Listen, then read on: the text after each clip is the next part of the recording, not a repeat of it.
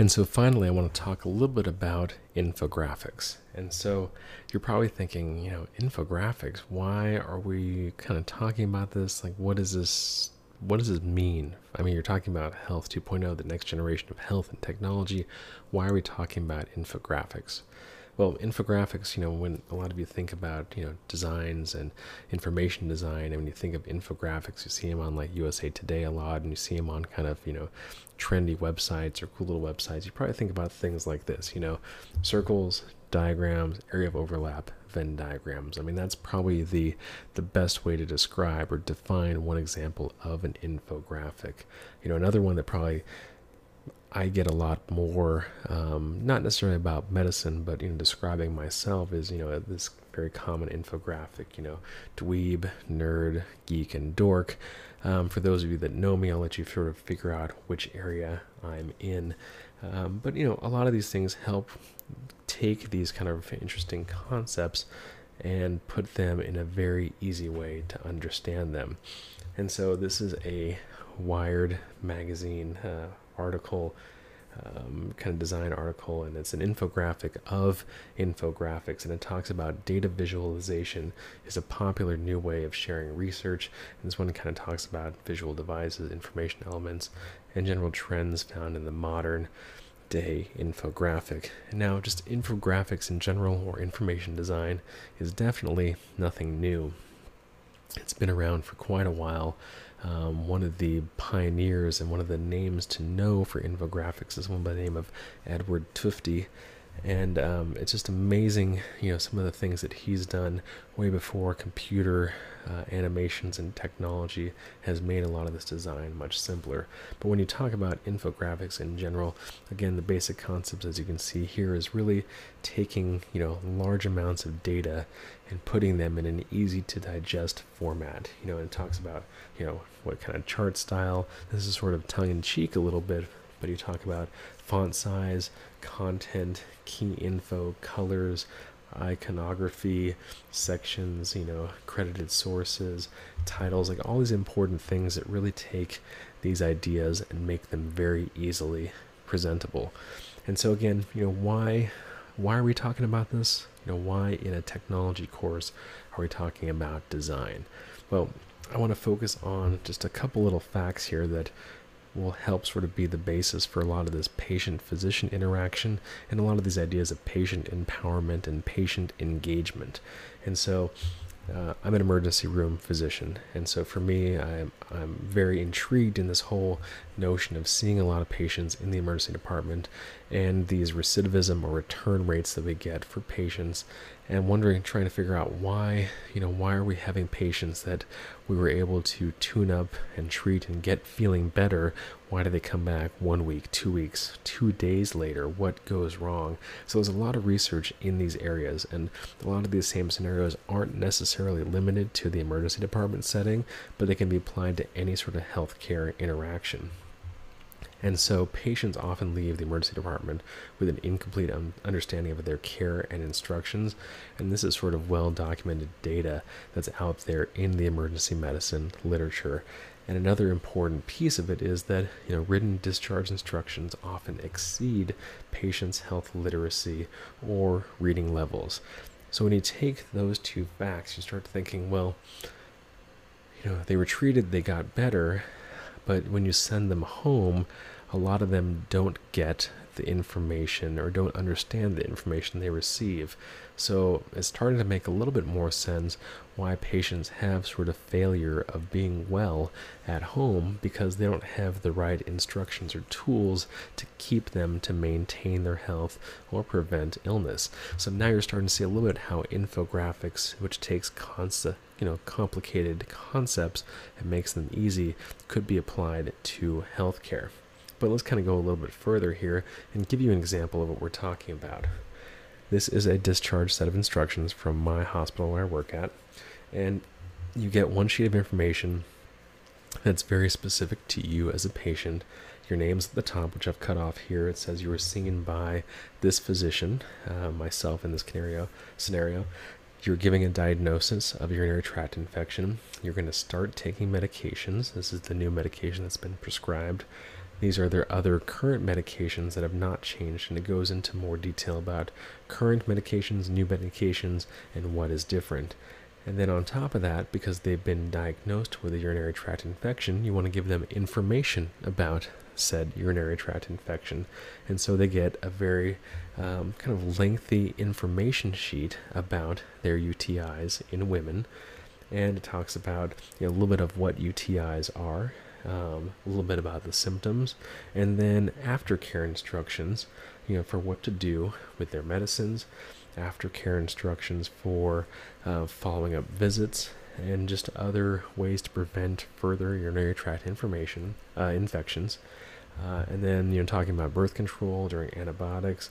And then finally, on the third page of instructions, they're given what to do if they have certain symptoms, when to contact someone, and then when to seek care immediately. But again, if we look at this just kind of as a whole, that's 3 pages of 12-point font that's pretty dense that are given to patients at the end of their visit. Oftentimes their visit could be at the end of a very long day. Oftentimes their visit can be after narcotics and other pain medicines and they're being taken home by a friend. This could be after a 12-hour, 2-day hospital stay, etc. So this is not the most ideal time for learning and intervention potentially with these patients. And so to explore this idea even further, a great study just recently published in the academic emergency medicine literature here, study by Kirsten Engel out of Chicago, I believe.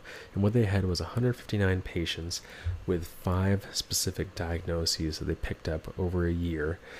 And these patients had very defined diagnoses: ankle sprain, back pain, head injury, kidney stone, and laceration. And this kind of gives you a good sampling of minor to more serious injuries that are easy to kind of follow up. And so what they did was, for each of these 159 patients, they were given the same 2 types of discharge paperwork, one specific to their encounter and one with general instructions afterwards. And then they had a phone follow-up to reassess their level of understanding of their hospital stay and their hospital visit. And it's really intriguing when you go through some of the data here, what we find out. So here's just kind of a general graph.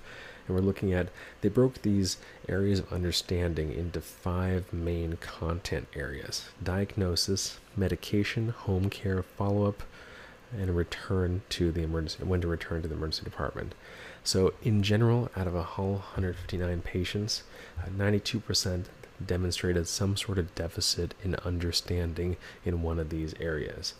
Now, 66% of them demonstrated in general at one point in time no or minimal understanding of one of these 5 areas, which is a lot, and it's actually pretty concerning when you think about that.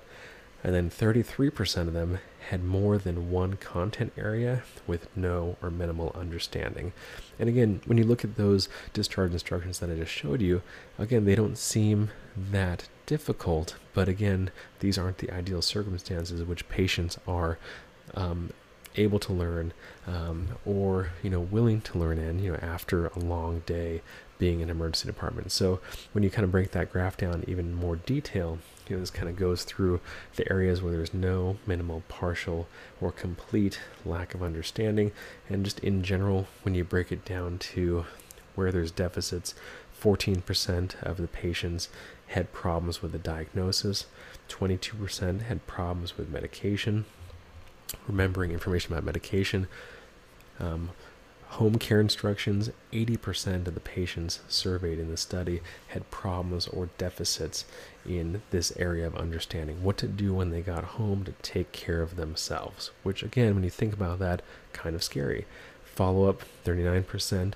When to return to the emergency department was 79% of the patients. So that's saying, 79% of the patients that you discharge don't have a good understanding when they can and should come back to the emergency department. And that seems like a very scary scenario, because you're putting patients out there that could be getting sicker and don't know when it's okay for them to come back.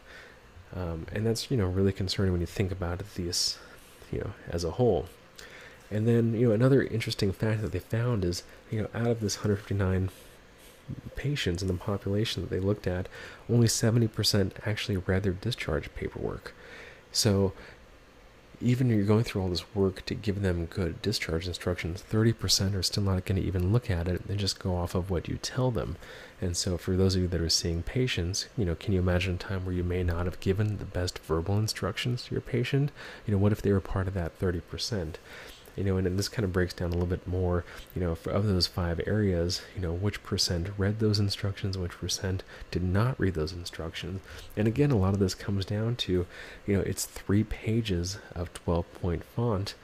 Patients oftentimes don't want to read through all of this. And, it shows here, a lot of them didn't read through home care, and a lot of them definitely did not read through return to emergency department instructions, which seems very scary and very unsafe, but it makes you think, could we be doing more as providers to help out with this problem, right?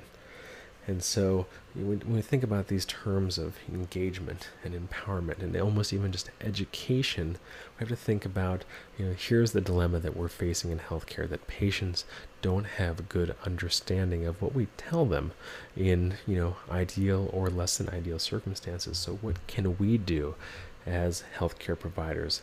Again, we're not just healthcare providers, we also have to be educators for our patients. And so we're going to talk a little bit about this idea of applying infographics to medical data. And there's a great, another TED Talk here by someone by the name of Thomas Goetz. He's the executive editor of Wired magazine, has written a lot about healthcare technology and personalized proactive health. And he's going to give a really cool TED Talk on this concept of redesigning medical data. Here we go.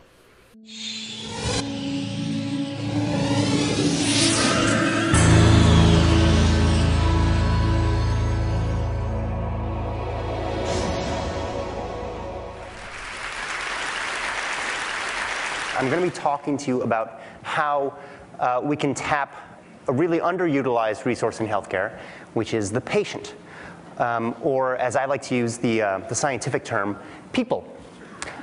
Because we are all patients, we are all people, even doctors are patients at some point.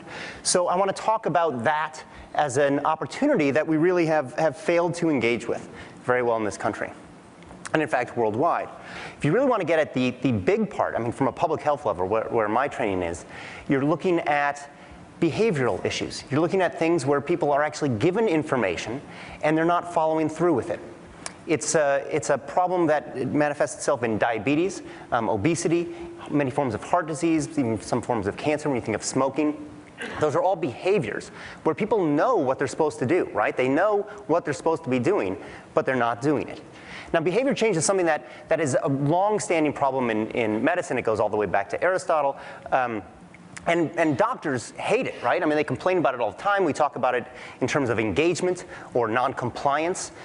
When people don't take their pills, when people don't follow doctors' orders, these are behavior problems.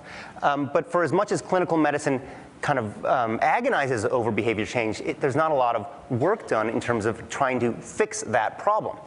So the crux of it comes down to this notion of decision making, giving information to people in a form that doesn't just kind of educate them or inform them, but actually leads them to make better decisions, better choices in their lives. One part of medicine, though, has faced the problem of behavior change pretty well, and that's dentistry. Dentistry might seem, and I think it is, many dentists would have to acknowledge, it's somewhat of a mundane backwater of medicine. Not a lot of cool, sexy stuff happening in dentistry, but they have really taken this problem of behavior change and solved it. It's the one great preventive health success we have in our healthcare system. People brush and floss their teeth, right? They don't do it as much as they should, but they do it. So I'm going to talk about one experiment that a few dentists in Connecticut cooked up about 30 years ago. So this is an old experiment, but it's a really good one because it was very simple. So it's an easy story to tell. So these Connecticut dentists decided that they wanted to try to get people to brush their teeth and floss their teeth more often. And they were going to use one variable. They wanted to scare them. They wanted to tell them how bad it would be if they didn't brush and floss their teeth. So they had a big patient population. They divided them up into two groups. They had a low fear population where they basically gave them a 13-minute presentation, all based in science, but told them that if you didn't brush and floss your teeth, you could get gum disease. If you get gum disease, you'll lose your teeth, but you'll get dentures and it won't be that bad. So that was a low fear group. The high fear group, they laid it on really thick, all right? They showed bloody gums. They showed pus kind of oozing out from between their teeth. They told them that their teeth were going to fall out. They said that they could have infections that would spread from their jaws to other parts of their bodies. And ultimately, yes, they would lose their teeth. They would get dentures. And if you got dentures, you weren't going to be able to eat corn on the cob. You weren't going to be able to eat apples. You weren't going to be able to eat steak. You'll eat mush for the rest of your life. So go brush and floss your teeth, right? That was the message. That was the experiment.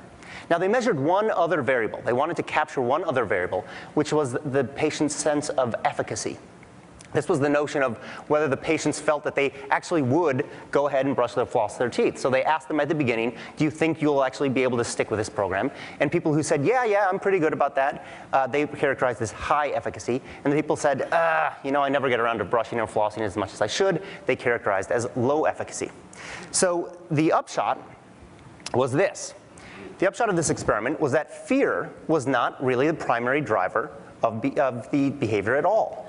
The people who brushed and flossed their teeth were not necessarily the people who were really scared about what would happen. It's the people who simply felt that they had the capacity to change their behavior, right? So fear showed up as not really the driver. It was a sense of efficacy. So I want to isolate this because it was a great observation 30 years ago, right? 30 years ago, and it's one that kind of is laid fallow in research. It was a notion that really came out of Albert Bandura's work, who studied whether people could kind of get a sense of empowerment.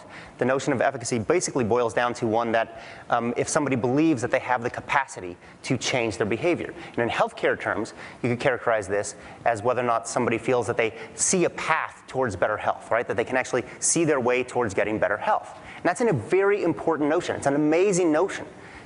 We don't really know how to manipulate it, though, that well. Except maybe we do.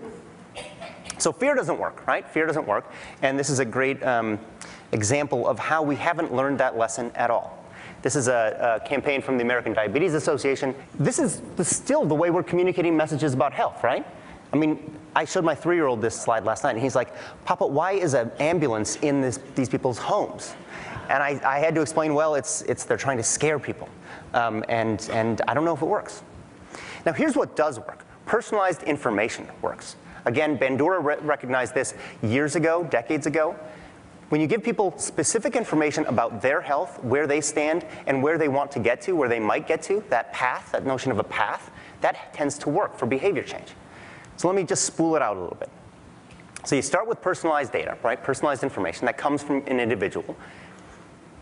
And then you need to connect it to their lives. You need to connect it to their lives, hopefully not in a fear-based way, but one that they understand, okay, I know where I sit, I know where I'm situated, and that doesn't just work for me in terms of abstract numbers, this kind of overload of health information that we're kind of inundated with, but it actually hits home, right? It's not just hitting us in our heads, it's hitting us in our hearts. There's an emotional connection to information because it's from us.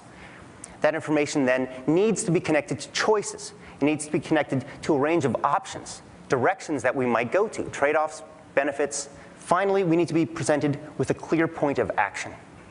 We need to connect the information always with the action, and then that action feeds back into different information, and it creates, of course, a feedback loop, right?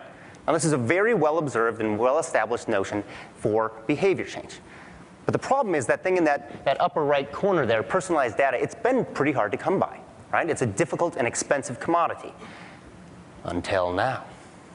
So I'm going to give you an example, a simple, very simple example of how this works. So we've all seen these, right? These are your speed limit signs, and you see them all around, especially these days as radars are cheaper. And here's how they work in the feedback loop. So you start with the personalized data, where the speed limit on the road that you are at that point is 25, and of course, you're going faster than that, right? We always are. We're always going above the speed limit. The choice in this case is pretty simple. We either keep going fast or we slow down. We should probably slow down, and that point of action is probably now. We should take our foot off the pedal right now. And generally we do. These things are shown to be pretty effective in terms of getting people to slow down. They reduce speeds by about 5 to 10%. They last for about 5 miles, in which case we put our foot back on the pedal. But it works, right? And it even has some health repercussions, right? Your blood pressure might drop a little bit. Maybe there's fewer accidents, so there are public health benefits. But by and large, this is a feedback loop that's so nifty and too rare. Because in healthcare, most healthcare, the data is very removed from the action, right? It's very difficult to kind of line things up so neatly. But we have an opportunity. So I want to shift now to think about how we deliver health information in this country, how we actually get information. This is a pharmaceutical ad. Actually, it's a spoof. It's not a real pharmaceutical ad. Nobody's had the brilliant idea of calling their drug Have-It-All quite yet. But it looks completely right? So it's exactly the way we get health information, pharmaceutical information, and it just sounds perfect. And then we turn the page of the magazine, and we see this, right? We see this. Now this is the page that the FDA requires pharmaceutical companies to put into their ads, or to follow their ads. And to me, this is one of the most cynical exercises in medicine. Because we know, right? Who among us actually would honestly say that people read this?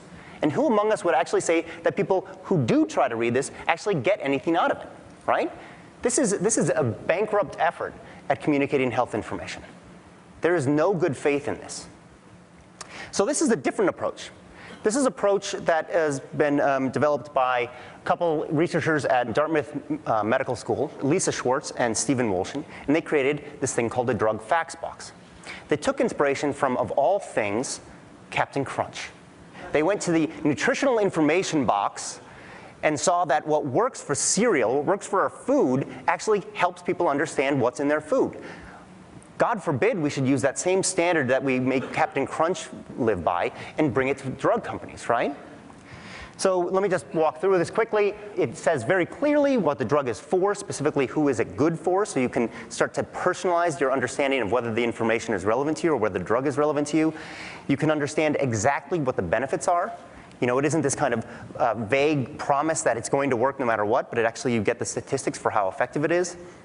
And finally, you understand what those choices are. You can start to unpack the choices involved because the side effects, right? Every time you take a drug, you're walking into a possible side effect. So it spells those out in very clean terms. And that works. So I love this. I love the drug facts box. And so I was thinking about what's an opportunity that I could have to help people understand information. What's another kind of latent body of information that's out there that people are really not putting to use? And so I came up with this, lab test results. Blood test results are this great source of information. They're packed with information. They're just not for us. They're not for people. They're not for patients. They go right to doctors, and God forbid, I think many doctors, if you'd really ask them, they don't really understand all this stuff either. This is the worst presented information. You ask Tufty, and he would say yes. This is the absolute worst presentation of information possible. What we did at Wired was we went and I got our graphic design department to reimagine these lab reports. So that's what I want to walk you through. So this is the general blood work before, and this is the after. This is what we came up with. The after takes what was 4 pages. That previous slide was actually the first of 4 pages of data. That's just kind of the general blood workup, right? It goes on and on and on. All these values, all these numbers, you don't know it. This is our 1-page summary. It spools out everything we use the notion of color. It's an amazing notion that color could be used. So on the top level, you have your overall results, the things that might jump out at you from the fine print. Then you can drill down and understand how actually we put your level in context, and we use color to illustrate exactly where your value falls. In this case, this patient is slightly at risk of diabetes because of their glucose level. Likewise, you can go over to your lipids and again understand what your overall cholesterol level is, and then break down into the HDL and the LDL if you so choose. But again, always using color and personalized proximity to that information. All those other values, all those pages and pages of values that are full of nothing, we summarize. We tell you that you're okay, you're normal, but you don't have to wade through it. You don't have to go through the junk. And then we do 2 other very important things that kind of help fill in this feedback loop. We help people understand in a little more detail what these values are and what they might indicate. And then we go a further step. We tell them what they can do. We give them some insight into what choices they can take, what actions they can take. So that's our general blood work test. Then we went to a CRP test. In this case, it's a sin of omission. They have this huge amount of space and they don't use it for anything, so we do. Now the CRP test is often done following a cholesterol test or in conjunction with a cholesterol test. So we take the bold step of putting the cholesterol information on the same page, which is the way the doctor is going to evaluate it. So we thought that the patient might actually want to know the context as well. It's a protein that shows up when your blood vessels might be inflamed, which might be a risk for heart disease. What you're actually measuring is spelled out in clean language. Then we use the information that's already in the lab report. We use the person's age and their gender to start to fill in the personalized risk. So we start to use the data we have to run a very simple calculation it's on all sorts of online calculators to get at the sense of what the actual risk is. The last one that I'll show you is a PSA test. There's the before, and here's the after. Now, a lot of our effort on this one, as many of you probably know, PSA test is a very controversial test. It's used to test for prostate cancer, but there are all sorts of reasons why your prostate might be enlarged. And so we spend a good deal of our time indicating that. We again personalize the risk, so this patient is in their 50s, so we can actually give them a very precise estimate of what their risk for prostate cancer is. In this case, it's about 25% based on that. And then again, the follow-up actions. So our cost for this was less than $10,000, all right? That's what Wired Magazine spent on this. These are Wired, I mean, why is Wired Magazine doing this? Quest Diagnostics and LabCorp, the two largest lab testing companies. Last year, they made profits of over $700 million and over $500 million, respectively. Now, this is not a problem of resources. This is a problem of incentives, right? We need to recognize that the target of this information should not be the doctor, should not be the insurance company. It should be the patient. It's the person who actually, in the end, is going to be having to change their lives and then start adopting new behaviors. This is information that is incredibly powerful. It's an incredibly powerful catalyst to change. But we're not using it. It's just sitting there. It's being lost. So I want to just offer 4 questions every patient should ask, because I don't actually expect people to start developing these lab test reports, but you can create your own feedback loop. Anybody can create their feedback loop by asking these simple questions. Can I have my results? And the only acceptable answer is yes. What does this mean? Help me understand what the data is. What are my options? What choices are now on the table? And then what's next? How do I integrate this information into the longer course of my life? So I want to wind up by just showing that people have the capacity to understand this information. This is not beyond the grasp of ordinary people. You do not have to have the education level of people in this room. Ordinary people are capable of understanding this information if we only go to the effort of presenting it to them in a form that they can engage with. And engagement is essential here, because it's not just giving them information, it's giving them an opportunity to act. That's what engagement is. It's different than compliance. It works totally different than the way we talk about behavior in medicine today. And this information is out there. I've been talking today about latent information, all this information that exists in the system that we're not putting to use, but there are all sorts of other bodies of information that are coming online. And we need to recognize the capacity of this information to engage people, to help people, and to change the course of their lives. Thank you very much.